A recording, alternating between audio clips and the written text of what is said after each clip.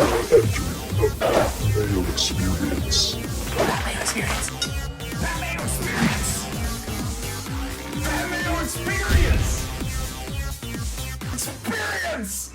Welcome to the Pat Mayo Experience, presented by DraftKings. We have hit the finish line. 2020 Week 16 rankings breakdown by position. If you have not subscribed to Mayo Media Network after 16 weeks, please, people, help us out here. Throw us a sympathy like at this point, and subscribe to Mayo Media Network, please. We're still trying to get to 20K subs by the end of 2020. It's looking less likely by the moment. Without your help, if we get your help, then maybe we can cross that great barrier for 3 months in business at this moment. So please subscribe to Mayo Media Network.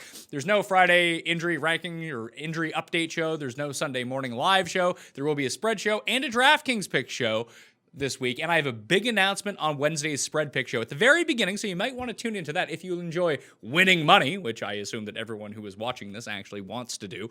All my rankings will continue to be updated, though. Friday game, Saturday game, Sunday game, so if you're looking for answers to your start-sit questions, you can hit me up on Twitter, @ThePME. Don't know how responsive I'm going to be on Christmas Day. My kids might have something to say about that, and really, it's going to be my wife who has something to say about that, who told me, there's no way you're going into the office this weekend, so looks like everyone's shit out of luck. Although without my advice, you're probably doing pretty well. But I will have the rankings updated every single day. You can see the timestamps in those. You can find the rankings in the description of this video and podcast, or just up on dkplaybook.com. There is a listeners league this week for the main slate on Sunday, the 27th. That link is also in the description of this video and podcast. There are very few spots this week because we shrunk it down, but there is no rake. It's a 3 max entry, and it's going to fill very quickly, so please go get your spot right away, okay? Last time at 2020 on the line, joining me, kicking off, or closing out, sorry, year 7 of the rankings debate from theathletic.com. It's Jake Ciely. It's bookending the season. Oh, no, wait, you still have a show after this. So, no, I'm not bookending. I'm closing it out, as you said. Closing out the rankings of the season. Yes, and I still, as you have said before, do Week 17. You don't. Why? Because fuck them. That's why. That's your attitude. I don't think anyone should play into Week 17. I'm sorry. I'll have a draft. They shouldn't. I will have a DraftKings show for Week 17. I will have a spread pick show for Week 17. I'm not doing the fucking rankings. I don't think I played in one league once that went into Week 17. It was like the old ESPN leagues where the semifinals would be 2 weeks and the finals would be 2 weeks. I was like, this is stupid. I'm not doing this. Yes. Yeah. Well, I'm with you. Unfortunately, as you always say, even though I think my Twitter persona would say that I'm not, I am a man of the people. I still do the rankings. I will still have a very, very slim waiver column next week in case an injury like situations we saw this past week, you need to pick something up for your championship game and all the people that might be sitting. So, that's what you're going to run into. But, hey, I'm still out there trying to help these idiots. Well, last week, you said that, I told you a few weeks ago I had my second win and I'd lost it, and you were getting your second win. I got my third win this week. Week 16. Let's do this. Did you? Yeah, running backs. Feeling good. I don't have back problems anymore, so I'm feeling a lot better.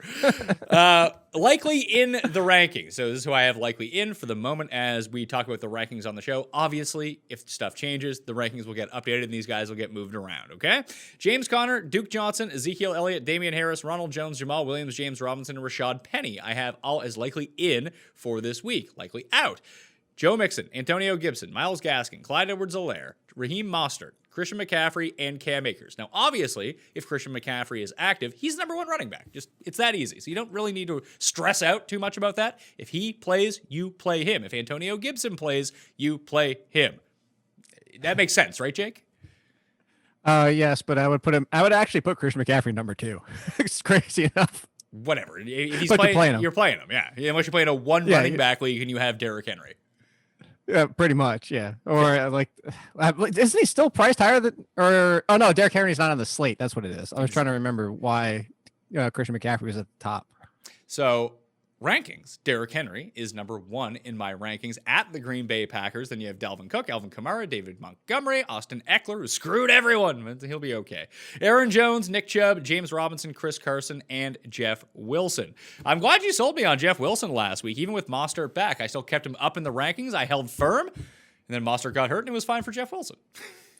It was fine before that, too. And look, I think Mostert had 1 carry inside the 5-yard line before he got hurt, but it was still mostly Wilson and getting that work. So you bring it up as if I only say this because there's a slim chance Mostert pulls the same thing we did last week, and he does play again, Wilson would still be ranked for me, and I'm assuming you, after you just set it up that way, Wilson would still rank in front of Mostert. You know, if you're going to give me a 50-50 split, go through all these backfields. If you're going to give me a 50-50 split between two running backs, we don't know what's going to happen with the Rams. I know we're going to get to them. But if you're telling me between the two, who's going to get all the carries inside the 5-yard line? If you told me, obviously, I'm not saying we know because it's Sean McVay, but if all of them are going to Malcolm Brown, I'll take Malcolm Brown. Darrell Henderson, higher ceiling. He has to break one off, though. So that's why we went with Jeff Wilson. And, yeah, as you said, it was the right call. I think that where you have him, if there's no Mostert, I can't argue much with that. You know, maybe you'd be like, I feel a little bit better about Miles Sanders because Boston Scott's been relegated to nothing all of a sudden.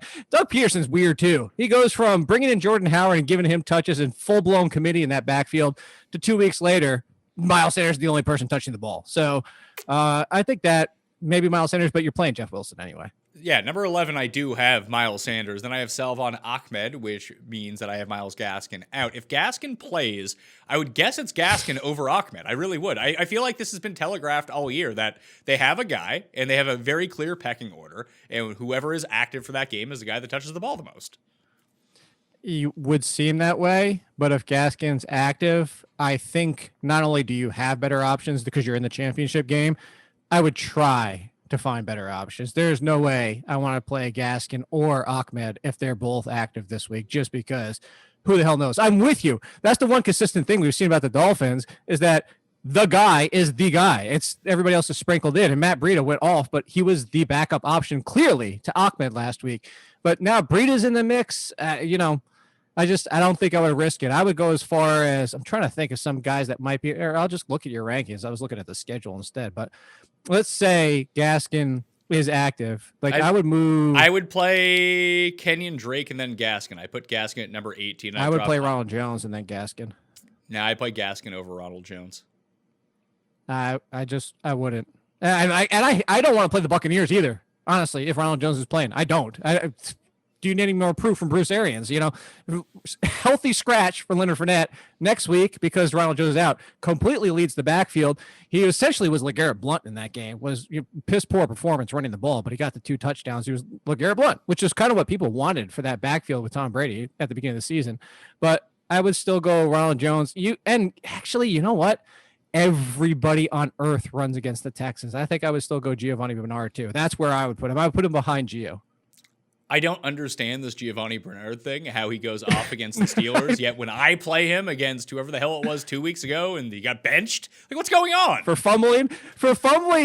What did I tell you? What was the number? Was it 1,200 carries or something like, or 1,200 touches or 18? It was some ridiculous number. It was 6 out of however 20. That's what it was. It was 2,105 touches, 6 fumbles for his career. And he got benched for that. And then, as you mentioned, got essentially almost all of the touches against the Steelers and goes off. Yeah, so this is the week we're just going to dig into the situations that deal the most with injuries. If you're in the fantasy championships, I would guess you likely know who you're going to play at this point, but we'll just talk about some of the key guys here. So 11 to 20 full is Sanders, Ahmed, Jacobs, Jonathan Taylor, Mike Davis, J.K. Dobbins, DeAndre Swift, Kenyon Drake, Melvin Gordon, J.D. McKissick is number 20, and then into Ronald Jones, Gio Bernard, Darrell Henderson, David Johnson, Kareem Hunt, Ezekiel Elliott, Wayne Gallman, Tony Pollard, Le'Veon Bell, Damian Harris. What do you do with Le'Veon Bell?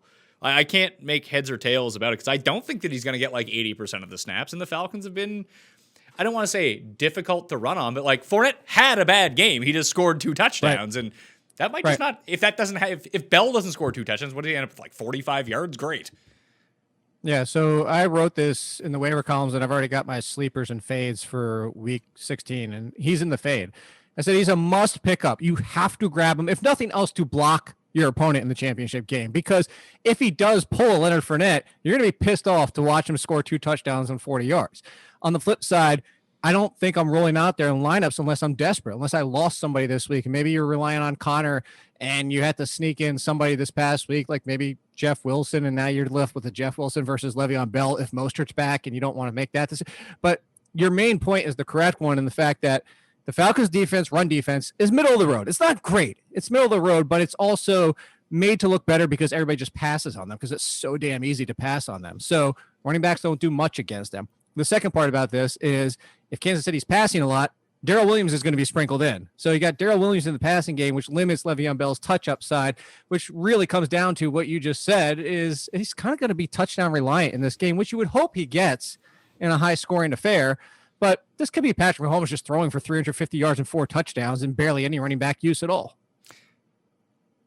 Darrell Henderson over Malcolm Brown. Malcolm Brown's been dealing with an injury as of late as well. Yeah. He's going to play. It's going to be fine. But Cam Akers is like basically officially out at this point. I got to think that it's Henderson.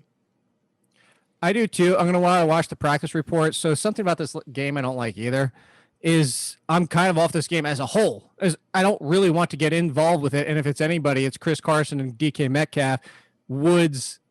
And that probably is about it, because it's not just the fact that the Seahawks aren't letting Russ cook. He's threw the 4 touchdowns in that game, but he did so on a very limited volume. He has, I jokingly said this on yesterday's show, and you can scoff at me for a dumb joke or whatever, but I said he's fast food now. He has to do it quickly. He has to get it out and done and super efficient because they're not letting him pass a lot. The other problem you run into here, he scored 9 points that being Russell Wilson. I know we're not talking quarterbacks, but this comes into play here. He scored 9 points against them. It was a slower game. The Seahawks have started to grind out the clock and make the snap count a concern for both teams because they're running the ball more. So now you got a slow down game. You had less snaps than you potentially would have. The Rams defense is terrific. Yeah, Darrell Henderson would probably be the play over Malcolm Brown, but is he even going to get 15 touches? And that's what I'm coming back to, is like, how many touches is this backfield going to get in this game is my biggest concern. So would you want to start, let's say, because I have Duke Johnson in the rankings right now. So I have David Johnson at number 24. Obviously, if Duke sits, then I'm going to bump up David Johnson after seeing the passing game work that he got with Duke sidelined. But if Duke Johnson is back, I don't think that you can really trust David Johnson being the guy who sees 12 targets in a game anymore. On top of that, I saw your tweet and not expecting him to get the reception bonus on DraftKings. So I got to tell you, I'd probably still go David Johnson over Darrell Henderson, but it'd be super close. And what you brought about Malcolm Brown, though, that's going to play into it. This is why you update your rankings all week. This is why I do all week, because if Malcolm Brown was out Wednesday, limited Thursday, limited Friday, then I feel better about Darrell Henderson because he should get 70, 80% of that backfield. If we get full practices of Malcolm Brown even starting on Thursday, I'd be more hesitant and I would roll out David Johnson. To go back up, the one ranking I really don't like in your top 20 is Kenyon Drake, because I was on Kenyon Drake for DraftKings. If there was no Chase Edmonds last week, I had a few 4 p.m. games I was playing around with to save some spots for. Chase Edmonds was questionable all the way up to game time. And that backfield was a 50-50 split. What the hell? There's no way I'm putting Kenyon Drake inside my top 20. Well, if 50-50 is basically the worst Drake is going to do, it doesn't mean he's immune to having bad games. He can definitely have those. Right. But if it just swings back to 80% his favor this week, that is very much on the table as well. If it's not a high tempo, it's either 80% or 50%. Those are kind of his two outcomes, but he's not dipping below that, where when you start looking at everyone else around him, they most definitely can. Like, I don't know what the split with Ronald Jones is going to be. I really don't. I don't know what the split with Gio is going to be if it swings back the other way with David Johnson. See, I wouldn't. Like, I don't trust Gio Bernard. Hey, look, that's fine. But after what we just saw, I don't know if it was the Deontay Johnson quarter for a full game punishment for Gio, whatever. Like, I agree with you. Who the hell knows what they're doing? We don't. We don't understand what happened in that game, and they haven't told us, and they're not going to tell us. To get that kind of use against Pittsburgh and to look that good, again, I go back to the fact of Houston Texans are smash your running backs against the Texans. If I go down with Giovanni Bernard against the Texans because he only got 7 touches, I'll live with it because nobody thinks that should happen. It shouldn't happen. And if it does, you know what? This is what coaches do to us. They screw us over sometimes. At least I know that on paper, as it stands today, Gio should be getting 70% of the touches. And against the Texans, I'm going to take most running backs getting 70% of the touches. Well, even in the weeks that he was getting the 70% of the touches before the fumbling week, Cincinnati was trailing so much in those games that he wasn't able to actually get the touches that were required to come through. Now, sure. I know that they just beat the Steelers, but I don't have super high hopes on a short week against the Texans that the Bengals are going to put consecutive weeks together. I just don't have super high hopes that like the Texans are going to be blowing them out either. So you could, I'm not saying I'm right, you're wrong. I think we're here to debate the rankings. This is what we do, Jake. Yeah, this is what we do. I tell you, if you don't like Kenyon Drake down that low, I would still in your rankings definitely not even a question in my mind. Like Gordon Moore, he's looked great. Philip Lindsay still does not look 100%. He hasn't been good in weeks. And actually, Philip Lindsay had a good game against the Chargers that first time around when Gordon disappointed in the revenge game. But now that Lindsay's broken right now. Like, he just needs the offseason. And then McKissick's use is terrific. I have no problem with McKissick against the Panthers because, yeah, Peyton Barber could steal a touchdown at any given time because he's Peyton freaking Barber. But they're not even giving him that many opportunities to do it anymore. J.D. McKissick's just getting pure volume. I'm going to stick it with my guy, Drake. I think I'm playing for upside in the championship, and that's what I'm going with. He's probably going to end up with 15-plus carries on the ground, not much usage in the receiving game, and if Kyler doesn't steal his touchdowns near the goal line, he can go off in this matchup. I don't feel the same way about those other guys. Those other guys feel like those other guys feel like floor plays to me. They're fine, but I do want to shoot for some upside. Okay, well, we got to the end of 2020, and this is the first time I haven't even been able to get you move one spot on a player. So there you go. I'm standing firm on my guy, Kenny and Drake, here at number 18 in the rankings. So hopefully you don't need to play anything. Hopefully you just have better running backs. If Zeke plays, which I do have him in the rankings right now, I have him at number 26. I have Tony Pollard at number 28. I don't think that if Zeke is active, they're going to use him, which sucks, but that's just how it's going to be.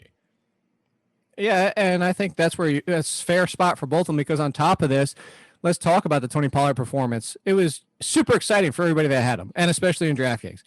The thing is before that last touchdown where the 49ers were selling out to stop it, it was almost the field goal block situation that happening with the Jets when they just let Henry Ruggs run in for the touchdown.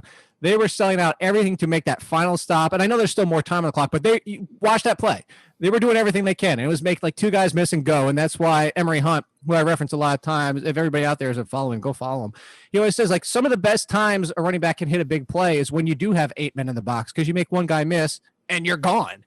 So that's kind of what happened on that play. And I bring that up because before that, he was averaging under 3 yards a carry, and most of it was in the receiving game. And that's the excitement of Tony Pollard. And I'm not discounting Tony Pollard. I say all that because Ezekiel Elliott and Tony Pollard are going to have a tough time running behind that offensive line at this point. It is in shambles. It's got guys we've never heard of. It might be one of the 3 worst offensive lines in the league right now. So whether it's Zeke or whether it's Pollard, whether it's no Zeke and only Pollard, I still don't think I would put Pollard, despite finishing top 10, I think I would put him still behind Taylor and like right there with Mike Davis. So you'd have him at like 13 or 14 kind of thing, like the highest end running back 15, you can have. 15. I think I would go higher than Mike Davis. I just haven't been super impressed by Mike Davis. Seems like he's been figured out. Well, that puts him at 15. Would I go Taylor? Yeah, I probably would have to trust Taylor. So, 15 is probably the spot for Pollard. But, I mean, I think you can make a compelling case that he's just as good as Miles Sanders in this matchup. Like, I think that the Ahmed, Jacobs, Taylor range, like, it's only Taylor because someone else could steal his touchdowns. Ahmed's only there because Gaskin is sitting. Jacobs is there because you're hoping that against a weak Miami run defense that he can score some touchdowns. But I think he's very much in that mid. That's the tier that he's on. It's ahead of Mike Davis. It's ahead of Dobbins and Swift and Drake and those guys. Sure. And to go to Dobbins real quick, speaking of that pace that I was talking about the Seahawks, I'm concerned about that too. Dobbins is one of the ones that he's going to have to do a lot on fewer touches, and he can definitely do it. I love J.K. Dobbins as a player. You know that.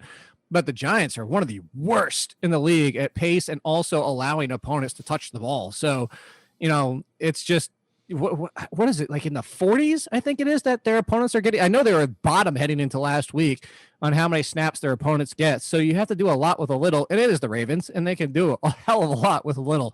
But J.K. Dobbins has a lower floor than I think people realize this week, as much as the Giants have looked miserable this season. Oh, I completely agree with you. It's all about efficiency with him, but I just think that that offense has become efficient, that he is used to doing it on limited touches. Sure. And again, it's almost like the Drake situation where I'm kind of shooting for upside in this matchup. So that's the route that I want to go. I think they have a much better path on the ground than they do on the air, especially with Bradbury coming back in this matchup, probably taking away Hollywood Brown's going to be Mark Andrews. Oh, that's definitely how you want to attack him. It's Mark Andrews in the running game, which we're going to see here. And I do think that they are far more susceptible off tackle than they are between the tackles, which would lend me more towards Dobbins versus Gus Edwards.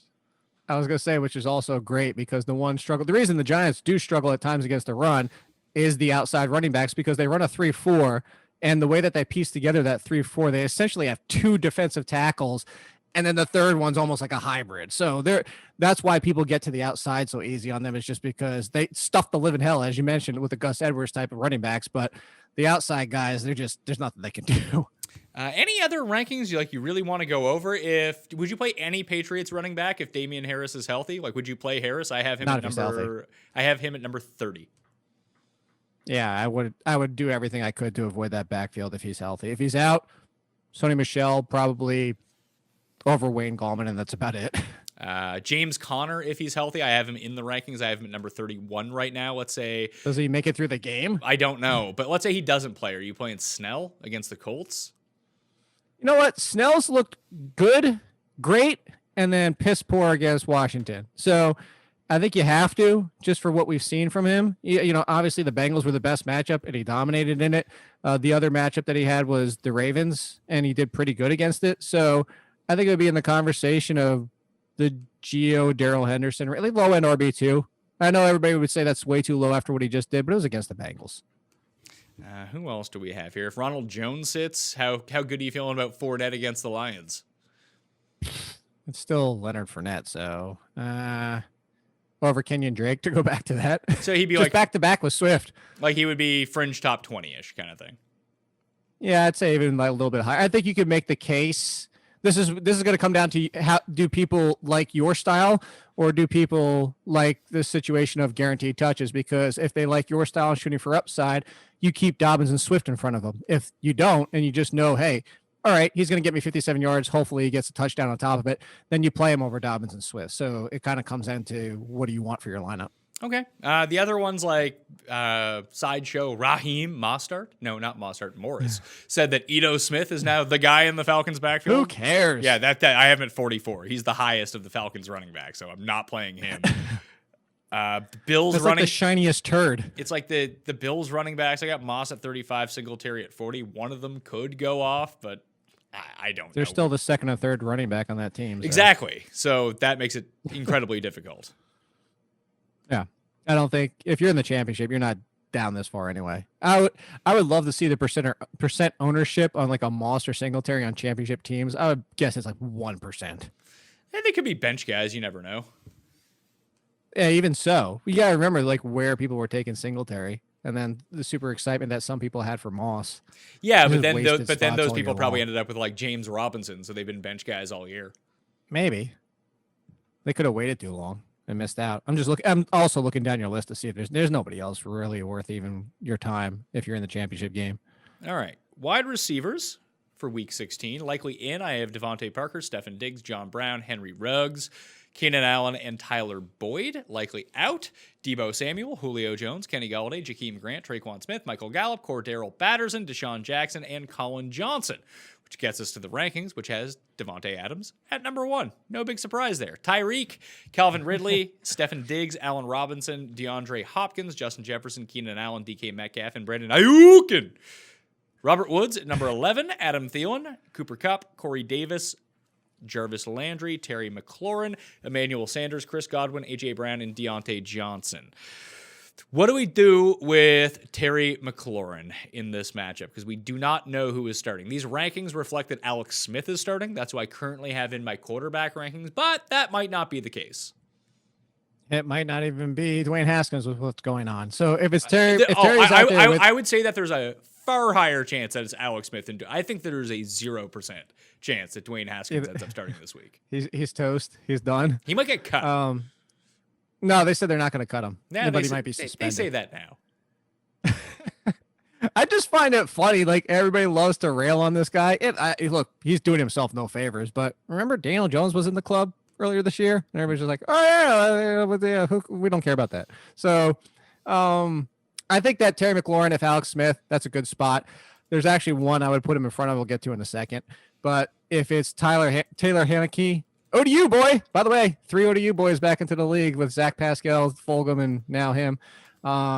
He played okay at times for the Panthers. Actually, that game where he got hurt and ended the season and replacing Cam was looking really good.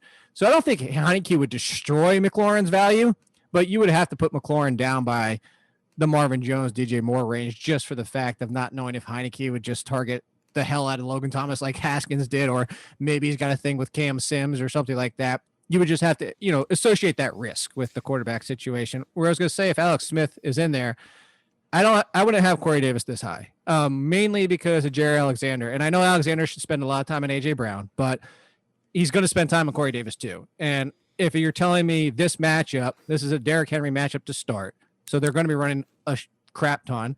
I almost cursed for the second time on your show today. They're going to be running a crap ton. And then AJ Brown is still number 1. And then Corey Davis is number 2. So I would start, I got to tell you, I would put Corey Davis before I would start him behind Deontay Johnson. And it's not that far. I would just start all those guys before I started Corey Davis. All right, you can sell me on that. I'll drop him from 14 to number 20. No, so one for two today. One for two. You're batting. Listen, you're a very accurate ranker. 500. There you go. So I got Deontay Johnson's just money at this point. Like I agree, but it's really bizarre because if he doesn't score a touchdown in some of these games, although he constantly scores touchdowns, and that's why he continues to be ranked that high, he has very pedestrian type games. Good games, but like really good floor games, not a ton of upside games. Yes. Yeah. 100%. But the thing is he's the number one. Anytime he's healthy, he's the number 1. And he hasn't been banged up for a long time. He had his benching in week 2. We talked about it on your show last week, but then he was out there for 100% of the snaps in the second half of last week's game. So the only concern now really is Ben Roethlisberger is beyond cooked. So his arm is beyond cooked.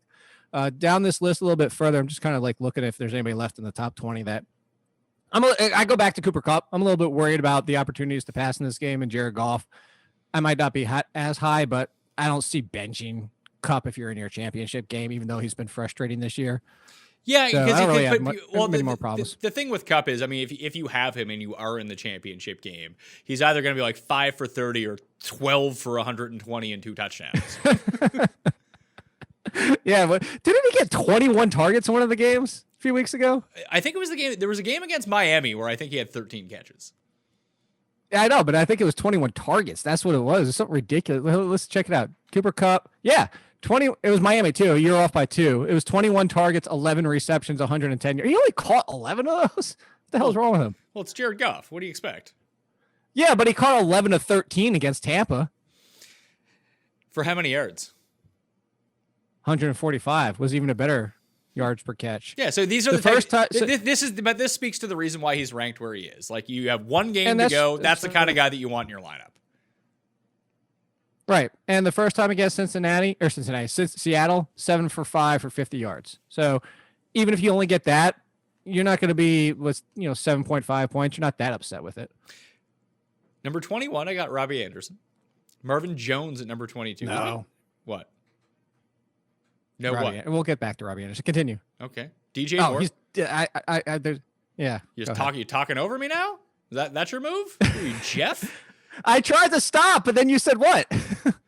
Robbie Anderson, Marvin Jones, DJ Moore, Cole Beasley, T. Higgins, Tyler Lockett, Devontae Parker, Amari Cooper, Rashard Higgins, and T.Y. Hilton is 21 to 30. I'm not actually sweating T. Higgins all that much. Tyler Boyd I still currently have in the rankings, although he might be out with a concussion.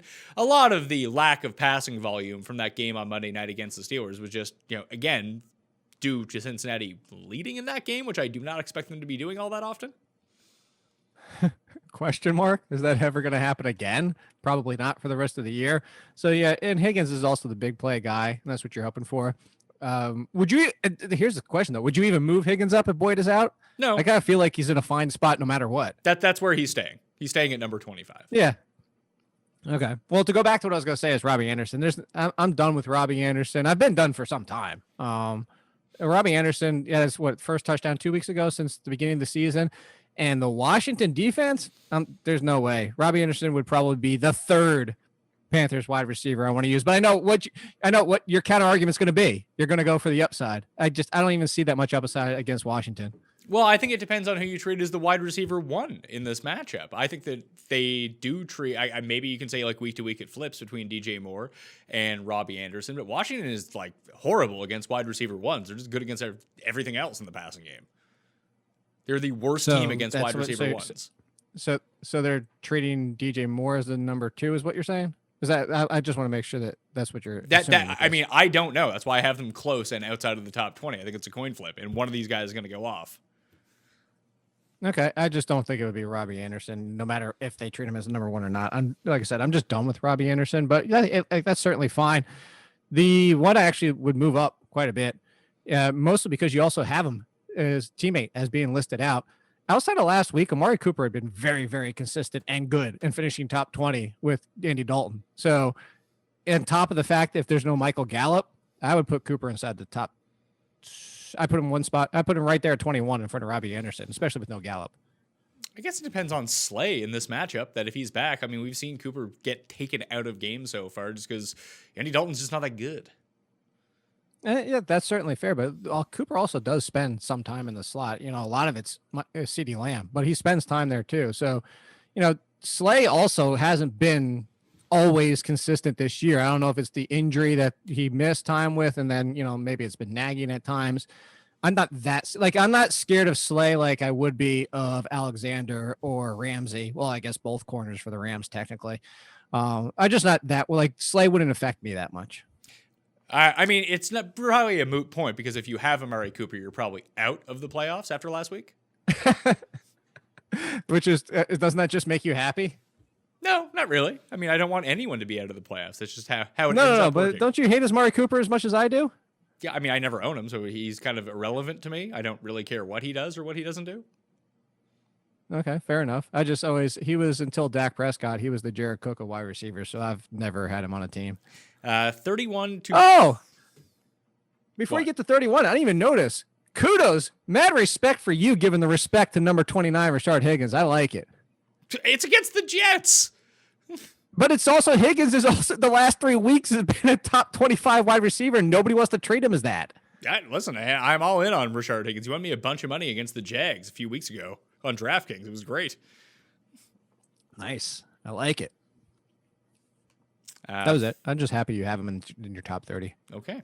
31 to 40. Mike Evans, CeeDee Lamb, Tim Patrick, Brendan Cooks, Russell Gage, Juju, Sterling Shepard, Jamison Crowder, Antonio Brown, and Chase Claypool. Antonio Brown finally had a good week, as I predicted that after everyone who had him was eliminated from the playoffs, he'd finally have a good game. You did say that, I think 2 or 3 times at least in doing these rankings. On top of that, the one thing about it, though, is Tom Brady loves Antonio Brown. He's out there to the 3rd most behind Godwin and Evans.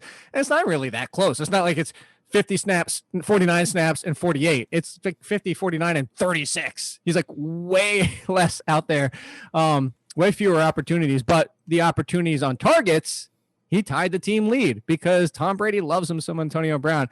I would go a little bit higher, especially if you're going to make the argument of upside, but definitely more upside than Sterling Shepard. Definitely more upside than Juju Smith-Schuster at this point, who's running 2-yard routes. Who, by the way, did you see that bad beat that Field Yates tweeted where the guy was up by 0.56 with Ebron and Juju to go, and Ebron got him to 0, and Juju got him negative, and he lost? Yeah, you'd be surprised how little sympathy I have for anyone screenshotting their fantasy teams. I just think that's humorous. You can't find that funny that the dude lost with the lead because Juju got negative points. You don't think that's a little funny? Yeah, it's irrelevant to me. I don't care. All right, fine, whatever. Sorry for trying to get enjoyment at the end of the year. You're getting your enjoyment off someone else's pain, Jake. That's not the Christmas spirit. No, because we've all been there, so we feel the pain. I think it's funny. Okay. I'm sorry. Listen, different taste for different people. It's just not my sense of humor. Okay. What would be your sense of humor? You don't want to know. Put it that way. I need to have. It's not best to tell it to you. You're a very kind person. You don't need to go to the X-rated depths of my humor. Okay. So Antonio Brown, can I get you to put him up by 36? Absolutely not. Okay. 41. Chad Hansen. What's with you fucking talking over me doing the rankings list? I said 2 for 4 at the same time you said Chad Hansen. 41, Chad Hansen, Lynn Bowden, Tyler Boyd, John Brown, Michael Pittman, Kiki, Curtis Samuel, Alan Lazard, DJ Chark, and Marquise Brown. Not really digging Hollywood Brown here against the Giants, although he has been good the past 4 weeks. So this isn't trying to catch you, but what's your argument for him down there if you're playing for a lot of upside in week 16? That's a legitimate question. I'm just curious about. Because I think Bradbury takes him out of this game. I don't think he's that good. Who, Brown? Yeah. Yeah. I mean, I understand the Bradbury concern, but I mean, that Giants defense, even with Bradbury, could just give up one big play. That's what you're hoping for is one big play. So. And I don't think he gets it. I will be betting unders on Hollywood Brown this week.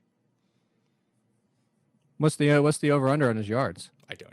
Or do you not know yet? It's not Friday, man. I don't know. Props don't come out till Friday. Oh, I don't know when props. See, I can't bet here in Virginia, so I don't get to see these things. And, you know, I don't know. Sounds like you should All right. move. Virginia sounds terrible.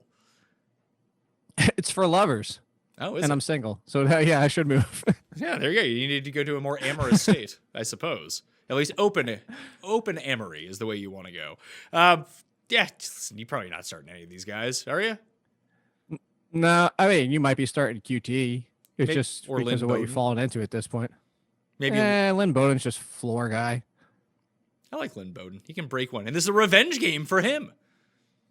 Revenge game. Yeah, they cast him aside because he didn't fit the culture after they just drafted him a few weeks later. Yeah, exactly. Yes. This whole range, yeah, I don't have many issues with this. I would say if you're going for upside, there's guys after this that you might want to throw into the upside list, but we haven't gotten there yet. But yeah, Hansen, decent upside against the Bengals. Bowden's floor, Boyd is floor, QT is floor, Samuel's floor. There's a lot of floor guys in this range. Yeah, that's why we're down in the 40s. Like, if you do want to take your shot on the one play could get you there, it starts with Chark, Hollywood Brown, Slayton, Marquez Valdez, Scantling. Like, I think there's a significant difference between these type of upside guys and the type of upside guys in, like, the 20s and 30s. Like, this is a very low percent chance these guys come through for you, I think. Right. And I was going to throw 50. I was going to say AJ Green if Tyler Boyd is out. Also, but still a low percentage chance that it happens. But it would increase his chances a little bit if there's no Tyler Boyd. Yeah, it's the same as like Kirk and Mims and Aguilar and Keelan Cole. I think these are all kind of the same guy this week. That's 2 weeks in a row. You didn't say Mimsy. Yeah, I'm losing my voice. You're tired of Denzel Mimsy? I'm tired of rankings. I'm not going to lie to you. I'm looking. Where's Brashard Perriman? Yeah, probably unranked. That guy sucks. Yeah, didn't even put him in. Oh, no, he's down by 73. 73. Yeah, I'd rather play Mims. And then I was going to say where you had the San Francisco guys. You have Bourne at 74. Did you put Richie James in? I should have Bourne a lot higher. I don't know why I have him ranked so low. He's the part of that, like... No, I was actually going to... Oh, go. You were going to say what? I was going to say Richie James was actually more opportunities, better game out there more than Bourne was in that game. Bourne just got the garbage touchdown, and that was a legitimate garbage time touchdown for Bourne. So I don't know that you should have him higher. I was going to say the Richie James Kendrick Bourne thing is kind of a coin flip. Bourne's usage in the red zone just historically is always much better than Richie James. That if one's going to catch a touchdown, it probably is likely to be Bourne. I'll move him up into the 50s somewhere. Check out the rankings afterwards. Okay. And then if there's no John Brown, would you put Gabriel Davis in the 50s too for the same situation? Probably not. He's been kind of useless since Brown went out. I mean, he's got the 2 touchdown games, which made him relevant, but I think that was it. Yeah, but I think that was before Brown went out. No, I thought one of them was after Brown left. Maybe one of them has been. But in matchups where the Bills have put up like 40+ points, he's done nothing. Fair enough. This entire range is... Yeah. Hopefully you don't have to play anybody in this group. Exactly. Tight ends. Kyle Rudolph and Mike Gesicki in. Kittle and Ebron out, although you told me that before we came on, it sounds like Eric Ebron might end up playing. The report says should be okay. I don't know how, because the report also says he didn't suffer any organ damage, which makes it sound like he hit a hit that was bad enough to do other damage, but no organ damage, should be okay. TJ Hawkinson just said he broke his leg and tore ligaments in his ankle last season. Okay. I guess that would explain. I thought he fell on his head at one point. That's why he ended up being out. Anyway, Kelsey's number 1. Waller, Hawkinson, who no longer has a broken leg, is number 3. Logan Thomas, Hunter Henry, Mark Andrews, Dallas Goedert, Rob Gronkowski, Noah Fant, and Austin Hooper are my top 10. Even if Ebron is playing, I'm not playing Eric. People... It's really weird because every single week someone be like, you don't have Eric Ebron ranked high enough. Like, Eric Ebron sucks. I don't know what people are looking at. It's because he shows up. I mean, he had 3 good games in a row, but like they're like I forget who tweeted it out, but it was Eric Ebron was over the previous 3 weeks before the Monday night game was tight end 9 overall, but he had not finished inside the top 15 in any one of those weeks. Yeah, because he's just remarkably 4 points. Yeah, he's 4 points, 5 points. He's got, yeah, so that's what it was. Yeah, the 3 previous games, 11.6, 8.9, 10.3, which put him as low-end tight end 1 every single week. And mind you, that came with 7, 11, and 11 targets. So I'm with you. I've never been a big Ebron guy. I think if he's playing, that's an added risk that you have on top of it. I think he'd be in the conversation for the top 15, like play him over Cole Kmet, but that's probably about it. I would also have Mike Gesicki a lot higher if he plays. I just don't know how banged up he is the thing. I think he might, you also have to factor in that he might be active, but might not run 100% of the snaps. Sure. I'm looking at your rankings like for, I guess in my mind, when you say as in, I'm just thinking everything's fine. So yeah, if it's limited all the way through Sunday, that's an added risk. And with Jonnu and Hooper and Tanyan, that's a fair range to have him. If he's practicing on full, even on Friday, I would play him all the way up right behind Mark Andrews. Really? You'd put him up ahead of Dallas Goedert? Dallas Goedert, even the last 2 games, has just been kind of meh as well. I mean, he dropped a touchdown. He really should have had that. It was a nice defensive play, but you have stronger hands, Dallas. I mean, we could say that about a lot of things. Not really. There's not Dallas a lot of guys Goedert, who just drop random touchdowns throughout the course of the game. In the Jordan end Akins. Okay, there's one. Give me another one. What was the one? Who's the one? Zach Ertz. He got his taken away, and it should have been a touchdown. There we go. So there's 2. Jonnu dropped one. Did he? That was when Jonnu was like, yeah. It wasn't in the end zone, though, was it? I think it was. I think that was the whole thing. Like, oh, Jonnu, we thought he could be back. I feel like Jonnu was. Ingram drops a billion just in general, not even touchdowns. He just keeps dropping passes. Sure. And Goddard, usually pretty sure-handed. I like Goddard. Just number 7. He's going to be a low-end tight end 1. He's going to get enough bulk volume, and hopefully he ends up scoring. He's safe. He's like Gronk. I'm going upside. Now we've flipped the script on your show. Well, there is no upside at tight end. Gesicki caught 2 touchdowns the week before. Sure, but I mean, especially if Parker's still not 100%. Well, if we're going to call Parker not 100%, then we have to call Gesicki not 100% either. No, I was folding that into the Gesicki practices in full, and if Parker's still not 100%, that helps him. Listen, Tanyan is obviously a preferred touchdown target for Aaron Rodgers. He's going to be 11. Hooper's just playing the Jets. Like play guys against the Jets. That works out. Until it's Harrison Bryant this week. Sure, maybe. That's what they do, yeah. Although that really hasn't been a huge thing whenever Hooper's been active. That is true. It's just been Njoku, too, at times. But not really while Hooper's been active. Hooper's been the guy when he's been active. The guy in loose terms. Well, what would be a different term? I would say he's the lead. I wouldn't be like the guy makes it feel like he gets everything at tight end. No, but he gets the majority. He leads a committee. He leads the committee, but he's playing the majority of snaps. He's out there like 80% of the time on offense, and he's the one who's piling up a majority of the targets and a majority of the receptions and a majority of the touchdowns when it comes down to it. Yeah, but that feels like Ito Smith is getting the majority of the touches and the majority of opportunities in the Falcons' backfield. It just feels like, eh. Yeah, but he's not. I get what you're saying. But he's not. Ito Smith isn't getting a majority. He's getting a plurality. That's a big difference. He's still leading the backfield. Yeah, but there's a big difference between majority and plurality. There really is. Okay. If we want to go down that road, either way, I'm just not that excited about Austin Hooper in general. I'm excited for tight ends to play against the Jets. That's where I'm at with it. We'll move to quarterbacks. Okay. Let's see here. I got Patrick Mahomes at number 1. Actually, I should say I got Stafford, Daniel Jones, and Alex Smith in. Allen, Carr, and Mullins out. So Mahomes number 1, Aaron Rodgers number 2, Jalen Hurts number 3, Brady, Herbert, Allen, Kyler, Deshaun, Lamar, Ryan Tannehill. That's the top 10. I think if you got those guys, you keep rolling them. I got Russell Wilson at 11. Then Cousins, Mayfield, Ryan, and Trubisky. I don't think that you probably need to go any lower than that because some of those guys are available. I'm kind of...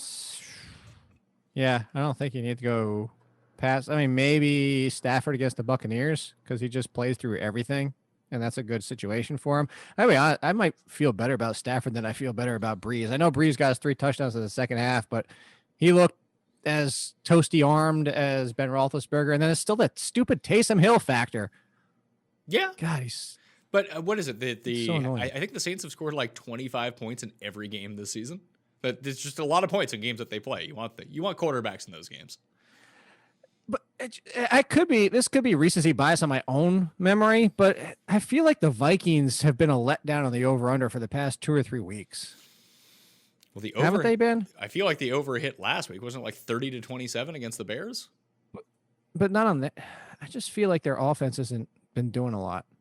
Fantasy-wise, it's probably the better way. I mean, they didn't put up a ton against Tampa because they kept settling for field goals and missing them.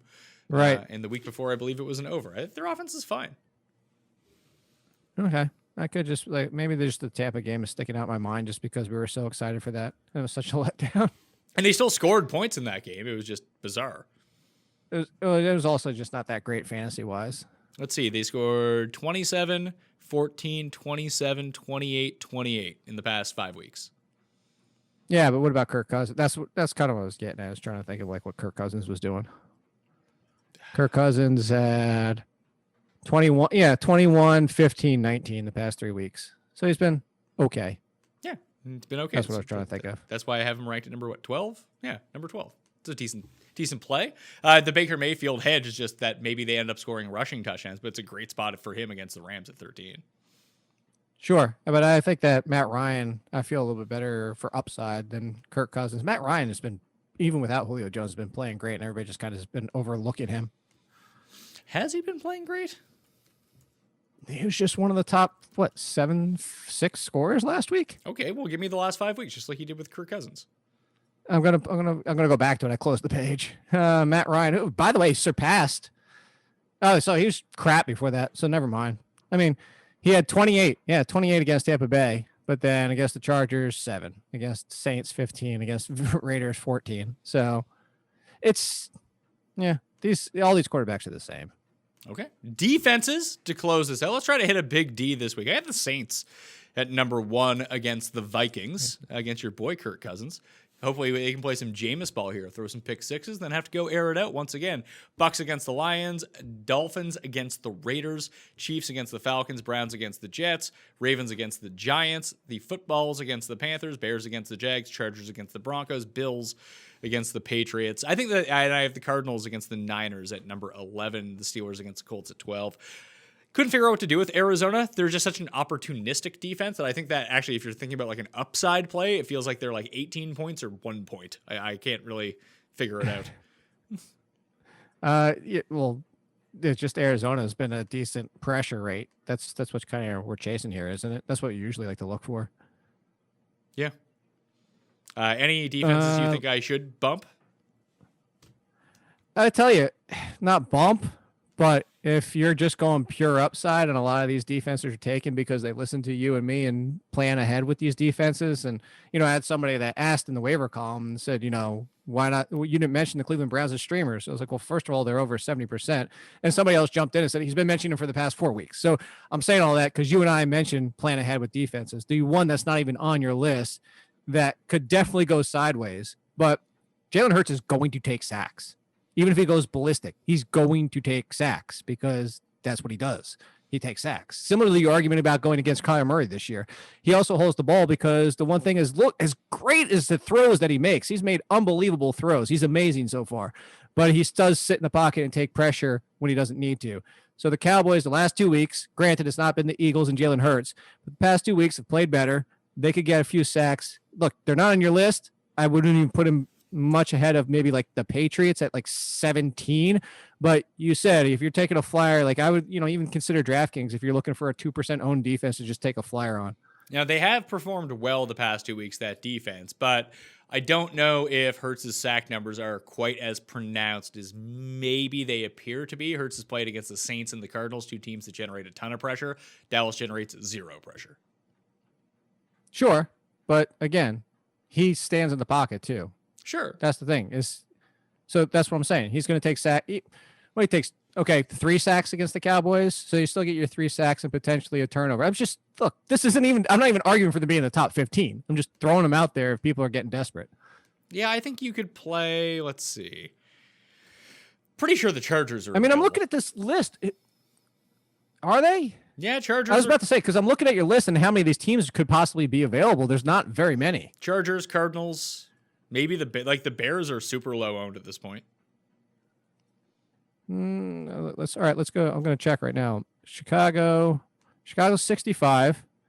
Chargers are low owned. You're correct on that one. What was the other one you mentioned? The Cardinals. Cardinals. Oh yeah, they're super low owned. They're 34%.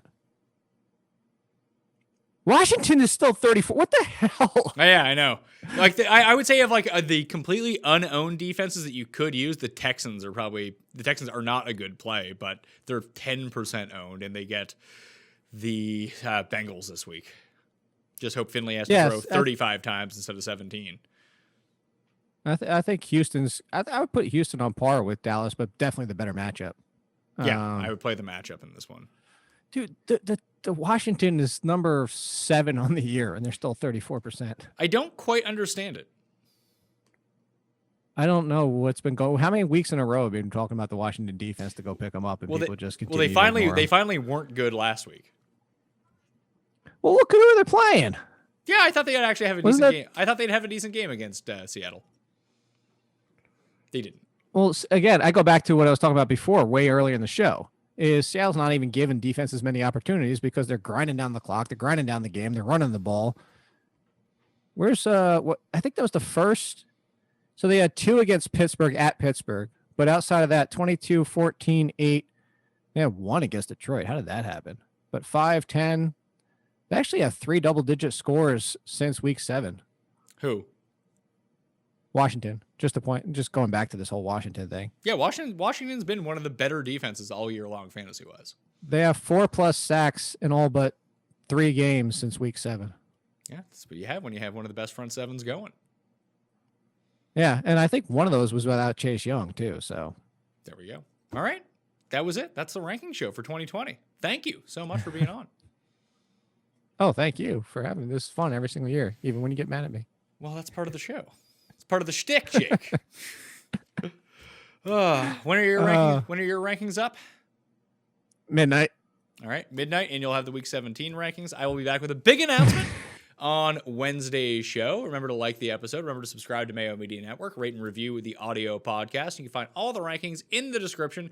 They will get updated every single day once the news changes. You can find those on dkplaybook.com as well, in case you don't know how to click on links. They're in descriptions of things. Then you just type in dkplaybook.com. Boom. You'll find them up there. But the Listeners League link will be in the description, and you might want to get your spot right now. All right? I'm Pat Mayo. Thank you all for watching.